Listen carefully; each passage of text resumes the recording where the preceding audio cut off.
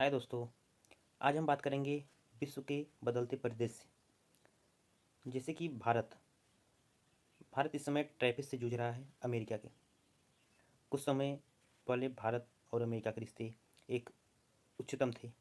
America ने भारत के साथ कंधे से कंधा मिलाकर चला, लेकिन अभी 2019 में हुए चाइना और इंडिया के कॉन्फ्लिक्ट गलवान वैली में, जिसमें अमेरिका ने भारत का खोलकर साथ दिया, बोला कि हमें भारत में पूरा समर्थन करना है।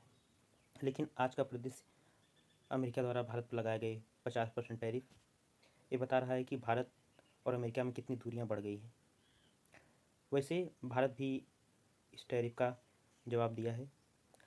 उसने खाद्य जैसे कि दाल पर 30% टैरिफ लगाया है, जो अमेरिका के किसानों के लिए बहुत ही कठिन समय है।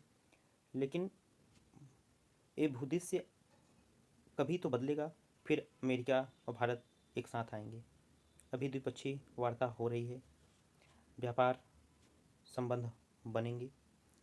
फिर भी बदलते भूदृश्य को देखते हुए जब चाइना और भारत में टकरार होगा, क्योंकि लद्दाख और अरुणाचल प्रदेश भारत का एक अभिन्न अंग है।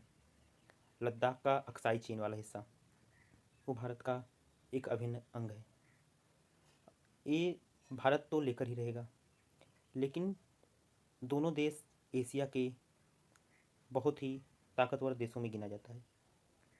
ये दोनों, चाइना ने कब्जा किया है भारत के लद्दाख के अक्साई चीन वाले हिस्से पे, और अरुणाचल प्रदेश के हिस्से को अपना बताता है।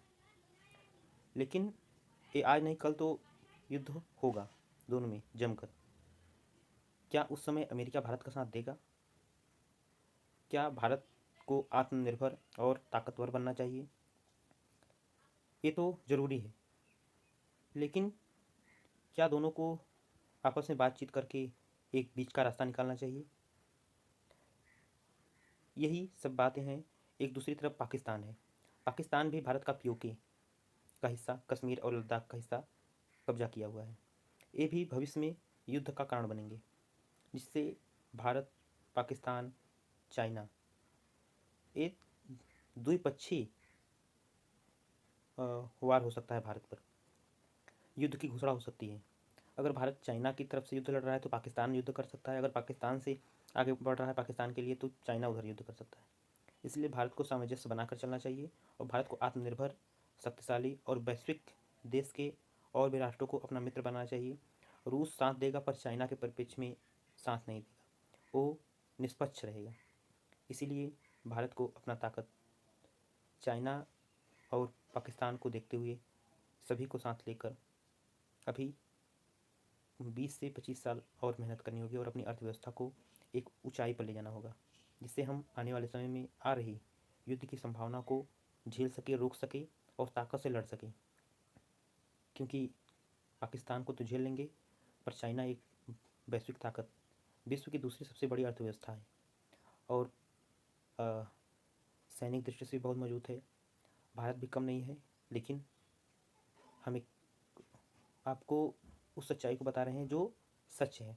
भारत कम तो नहीं है, पर उस स्थिति को झेलने लायक नहीं है।